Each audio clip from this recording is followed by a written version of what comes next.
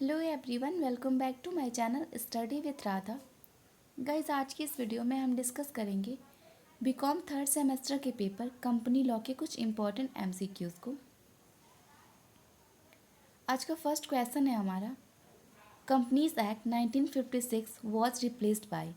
Company act 1956 जो है वो किसका रिप्लेसमेंट है?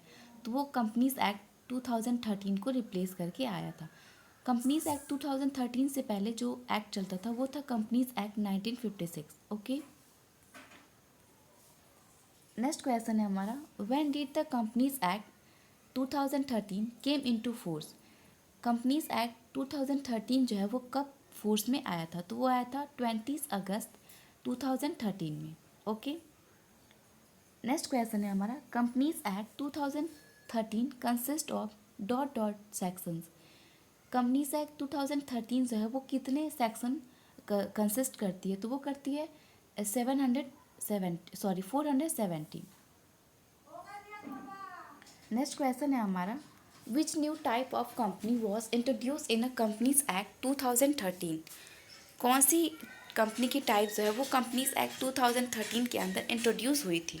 तो वो हुई थी हमारी 1% company, OPC, associated company, small company, ये तीनों ही हुई थी इंक्लूड। ओके, तो यहाँ पे करेक्ट ऑप्शन हो जाएगा हमारा option number D, all of the above. Next question है, which of the following is the feature of registered company. इनमें से कौन सा रजिस्टर्ड कंपनी का फीचर है? तो transferability of share, perpetual succession, limited liability, ये सारे जो फीचर्स हैं वो रजिस्टर्ड कंपनी के ही फीचर हैं। तो यहाँ पे करेक्ट ऑप्शन हो जाएगा हमारा all of the above. Next question है, registration of a company is. Company का रजिस्ट्रेशन जो होता है वो कंपल्सरी होता है, ऑप्शनल होता है, या compulsory for private company only, compulsory for public company only? तो ये जो होता है वो कंपल्सरी होता है। ओके, तो यहाँ पे ऑप्शन बी हमारा करेक्ट हो जाएगा, कंपल्सरी। नेक्स्ट क्वेश्चन है हमारा, minimum number of member in case of private company is. Private company की केस में मिनिमम नंबर ऑफ मेंबर्स कितने होने चाहिए? तो किसी प्राइवेट कंपनी की केस में जो मिनिमम नंबर ऑफ मेंबर्स होते हैं वो 2 होने चाहिए। ओके, नेक्स्ट क्वेश्चन है हमारा, minimum number of member in case of public company. Public company के केस में कितनी मिनिमम संख्या होनी चाहिए सदस्यों की? तो वो होनी चाहिए 7। नेक्स्ट क्वेश्चन है हमारा, MOA of a company define it's. किसी कंपनी की जो एमओए होती है, मेमोरेंडम ऑफ एसोसिएशन होता है, वो डिफाइन करता है। तो वो डिफाइन करता है scope of operation. Okay, scope of operation को एमओए डिफाइन करता है किसी कंपनी का। नेक्स्ट क्वेश्चन है हमारा, a company incorporated by the act of the parliament is. अगर कोई कंपनी है जो कि इनकॉर्पोरेट होती है पार्लियामेंट के एक्ट द्वारा, तो उसको हम कहते हैं स्टैट्यूटरी कंपनी। ओके, और जो कंपनी कंपनीज एक्ट 2013 के अंदर उसके रूल्स पे इनकॉर्पोरेट होती है उसको हम रजिस्टर्ड कंपनी कहते हैं।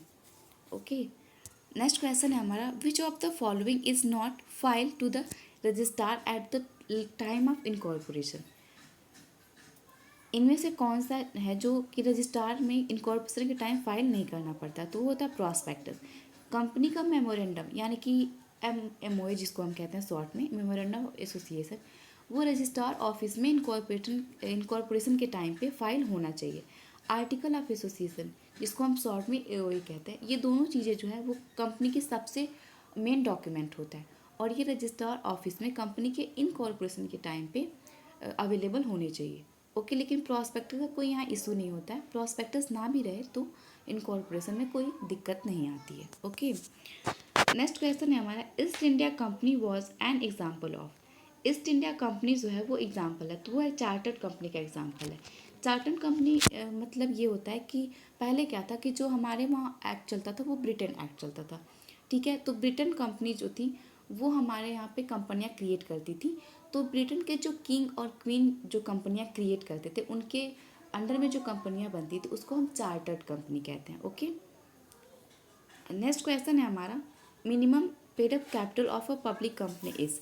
किसी पब्लिक कंपनी का मिनिमम पेड अप कैपिटल कितना होना चाहिए? तो उसका कोई लिमिट नहीं होता है। ओके, 1 लाख, 2 लाख, 3 लाख, कोई लिमिट नहीं होता है। तो यहाँ पे करेक्ट ऑप्शन हो जाएगा हमारा option number D, no limit. Next question है हमारा, property of a company belongs to.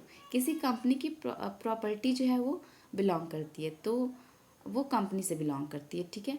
Company के शेयर होल्डर से, प्रमोटर से या मेंबर से बिलोंग्स नहीं करती है, वो कंपनी से डायरेक्ट बिलोंग करती है। नेक्स्ट क्वेश्चन है हमारा, which of the following can not be member of a company. इनमें से कौन से जो है वो कंपनी के मेंबर नहीं हो सकते। तो वो इंसॉल्वेंट पर्सन जो है, जो पर्सन दिवालिया घोषित हो चुका है, इंसॉल्वेंट हो चुका है, वो कंपनी का मेंबर नहीं हो सकता। नेक्स्ट क्वेश्चन है हमारा, the companies nationality is decided by it's.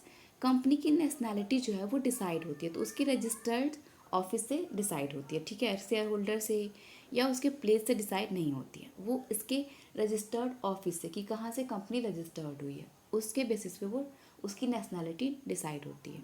Okay. Next question है हमारा, in which section of companies act board committees are formulated. तो ये हमारा फॉर्मुलेट होता है सेक्शन 177 से। ओके। नेक्स्ट क्वेश्चन है, under section 149 of the companies act 2013 every company shall have how many womens directors. तो अंडर सेक्शन 149 कंपनीज एक्ट 2013 के अंदर ये कहा गया कि कोई भी कंपनी जो है वो अपने अंडर में, अपनी कंपनी में 1 वुमेन डायरेक्टर रख सकती है। ओके। उसने एक महिला जो निर्देशक होती है, निर्देशक वो हो सकती है, डायरेक्टर हो सकती है। तो ऑप्शन ए हमारे यहाँ पे करेक्ट हो जाएगा। नेक्स्ट क्वेश्चन है, the first director of public company are appointed by. किसी पब्लिक कंपनी का फर्स्ट डायरेक्टर अपॉइंट होता है, तो वो होता है shareholder in general meeting से। नेक्स्ट क्वेश्चन है, a person can hold office of director simultaneously is more than. तो वो 15 कंपनीज हो सकते हैं, ठीक है। 15 कंपनी के डायरेक्टर हो सकते हैं। नेक्स्ट क्वेश्चन है हमारा, which of the following types of company require only 1 directors.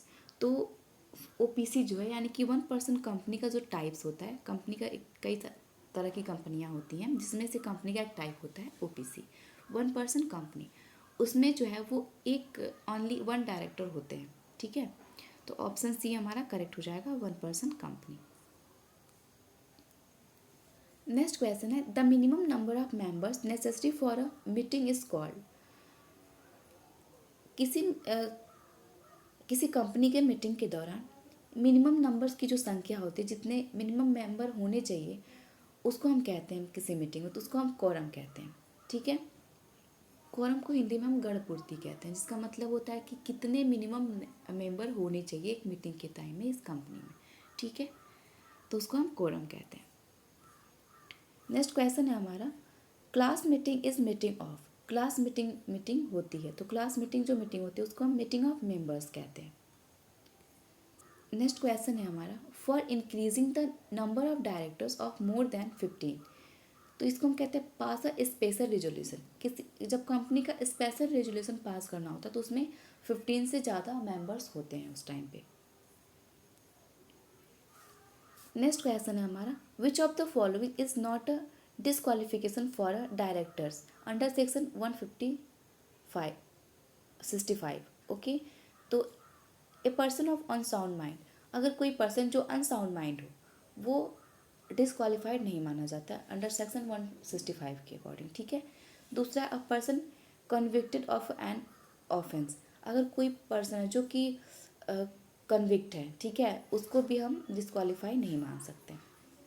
तीसरा है एन अनडिस्चार्ज इंसॉल्वेंट, अगर कोई पर्सन है जो कि इंसॉल्वेंट हो चुका है, उसको इंसॉल्वेंसी से डिस्चार्ज कर दिया गया, वो भी डिसक्वालीफाई नहीं माना जा सकता, ठीक है। जब तक वो इंसॉल्वेंट है तब तक तो डिसक्वालीफाई है, लेकिन जब उसको इंसॉल्वेंसी से डिस्चार्ज कर दिया जाता है तब वो क्वालिफाइड हो जाता है, ठीक है, डायरेक्टर बनने के लिए। तो यहाँ पे जो सारे स्टेटमेंट हैं उसमें से कोई भी ऐसा नहीं है जो कि अंडर सेक्शन 65 के अंदर वो डायरेक्टर अपॉइंट नहीं किया जा सकता। तो यहाँ पे करेक्ट ऑप्शन होगा हमारा option number D, none of ever. इनमें से कोई भी ऐसे कैरेक्टर्स नहीं है जो डिस्क्वालीफाई माने जाए। नेक्स्ट क्वेश्चन है हमारा, what is the period of for which books of account must be written by the company, तो वो पीरियड होता है 8 ईयर्स का। ओके, तो ऑप्शन नंबर डी हमारे यहाँ करेक्ट हो जाएगा 8 ईयर्स। नेक्स्ट क्वेश्चन है, who among the following can not file a petition for winding up, तो प्रमोटर जो होता है वो पिटीशन फाइल नहीं कर सकता वाइंडिंग ऑफ के लिए। नेक्स्ट क्वेश्चन है हमारा, the company liquidators has to submit the report of on the progress of winding up, तो क्वार्टरली बेसिस पे जो लिक्विडेटर होता है कंपनी का वो सबमिट करता है रिपोर्ट कि कितना प्रोग्रेस हुआ वाइंडिंग अप के लिए। ओके, नेक्स्ट क्वेश्चन है हमारा, official liquidators are appointed from a panel of professional firms of, तो चार्टर्ड अकाउंटेंट के द्वारा भी वो हो सकता है, एडवोकेट भी हो सकता है, CS और CMS भी हो सकते हैं, ऑल ऑफ द, यहाँ पे करेक्ट ऑप्शन हमारा होगा ऑल ऑफ द, ये सारे हो सकते हैं। ठीक है, ऑप्शन डी हमारा यहाँ पे करेक्ट हो जाएगा।